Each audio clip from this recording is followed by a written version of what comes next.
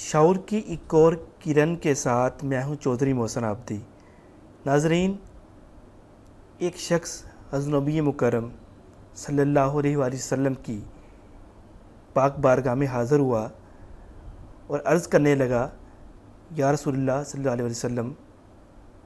گھر کے حالات بہت خراب ہیں، معاشی طور پہ انتہائی بدحالی کا شکار ہوں، جس کی وجہ سے گھر میں لڑائی جھگڑا بھی بڑھتا چلا جا رہا ہے۔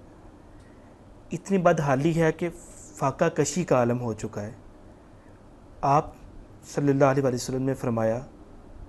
باوضو رہا کرو، اللہ تعالیٰ برکت ڈالے گا۔ وہ شخص چلا گیا، حضور پاک صلی اللہ علیہ وسلم کی فرمان اور حکم کے مطابق باوضو رہنا شروع کر دیا۔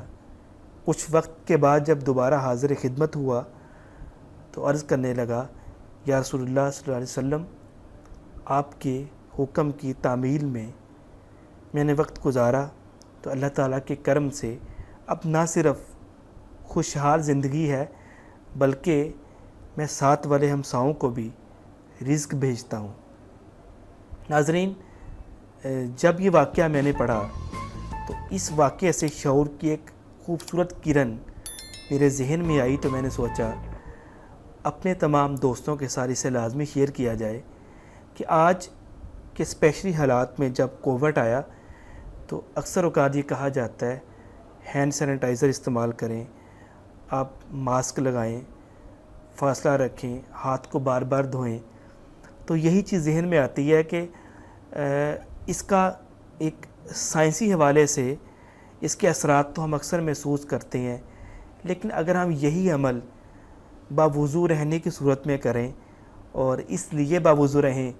کہ نبی مکرم صلی اللہ علیہ وسلم نے فرمایا تھا کہ جو شخص باوضو رہے گا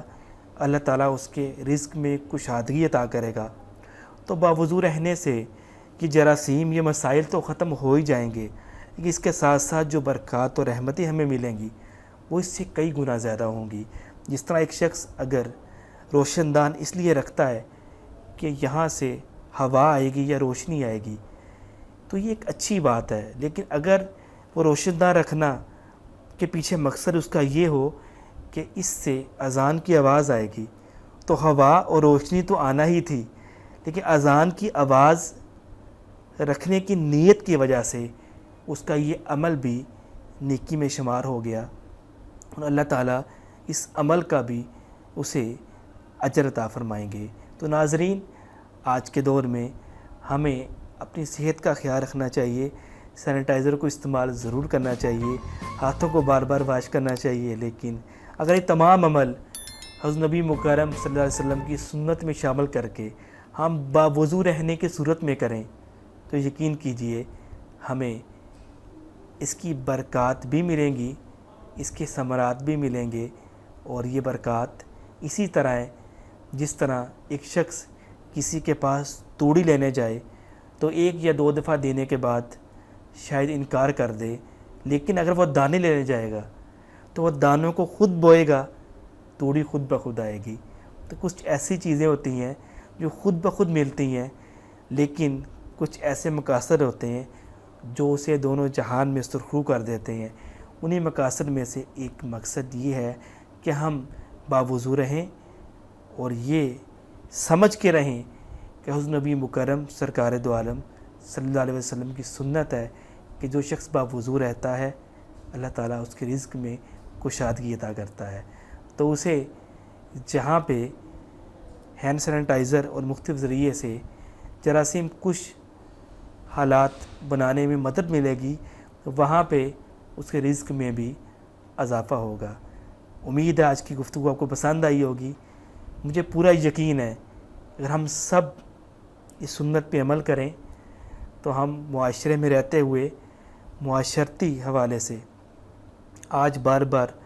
ہمیں موبائل پہ میسیج آتا ہے اور ٹون لگی ہوتی ہے کہ ہینڈ سینیٹائزر کو استعمال کریں اور مختلف چیزیں، ہم